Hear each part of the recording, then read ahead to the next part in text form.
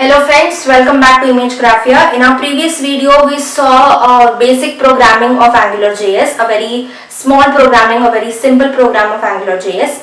In today's video, we'll learn about AngularJS modules. Well, before going further, let us understand what AngularJS module exactly means.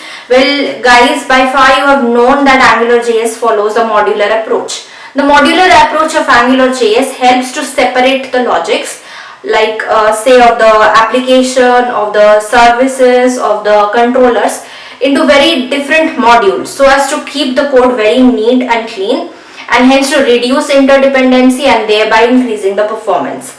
Hence this is a very good point that AngularJS has to its advantages. Well, today let us learn how do we use that modular approach in AngularJS. We do this with the help of AngularJS modules. Well, we'll learn about two important modules in this session. The first one is called as the application module. The application module is nothing but the main module which initializes the application that we are doing. Okay. The second module that we'll learn is about the controller module. And as the name suggests, it is the place where we write all the controller logics. So that specific part is called as a controller module for us. This modularization is very beneficial. So let's go ahead and see how do we create these modules in AngularJS coding. Well, you can see here the first thing that we'll learn is the application module. How do we create it? In order to create our application, we declare it using this code format. There is a variable var myapp. Myapp is the variable name that I have taken. You can take the name of your choice. Equals to angular.module, then myapp is the name that I've chosen, and there is an empty braces. Always remember, angular.module is the function which is used to create an application module in AngularJS. This is the main function which initializes our entire application and creates this module for us. So in this module, what we have done, we have taken a variable, we have named it, and then we have created the application module using the angular.module function. Okay, and here again you can give the name of your choice. I have given myapp here. Well, the important question comes up is what is this empty braces and why is it there? Well, this empty braces in this function definition is used to declare the other dependent modules.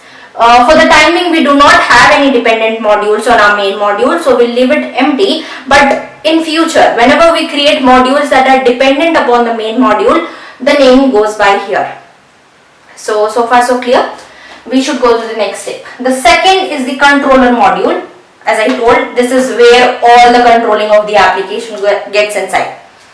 So how do we create it? And you guys must be knowing that a controller is always associated with the application, but obvious because we want to control the data and the functions of the application. So it goes along with the application name for which we are creating the controllers.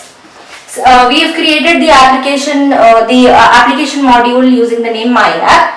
Hence, for us the codes will be myapp.controller. Always remember, .controller is the function which creates the controller module for us.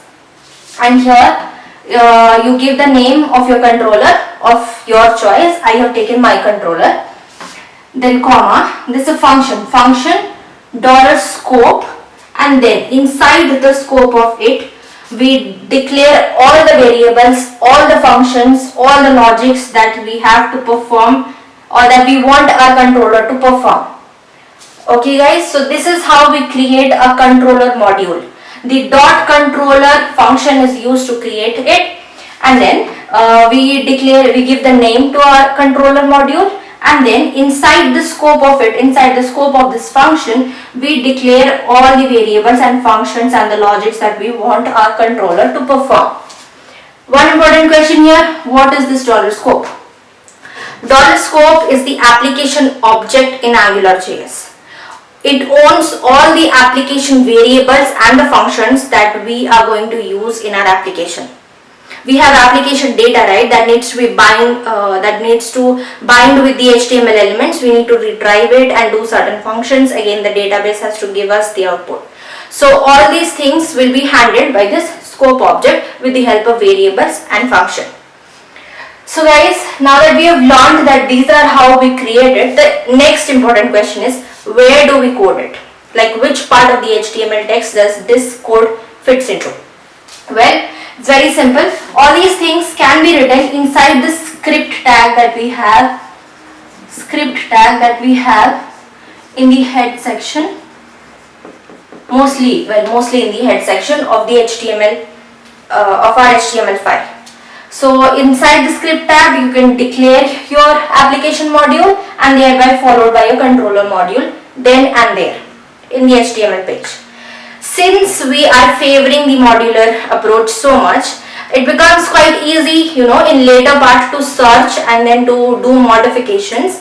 So we will follow a modular approach here also. That is, what we will do is, we will store these particular line of codes in separate .js files. Suppose for example I write my page as this code as module.js file. I store it in the project folder where from where I am doing my module, my project, and I store this as controller.js. Okay, all we have to do is, in our HTML content page, in a script tag we have to just pass the path of these two files, that is src and equals to the file name inside the script tags. That is all. So what does it, how is it beneficial is, in later part of our coding, if we need to change anything, we need not go to the HTML search where the script tag is written. Simply hit right on the place, go to this file, do the modification, and elsewhere everything will be sorted out.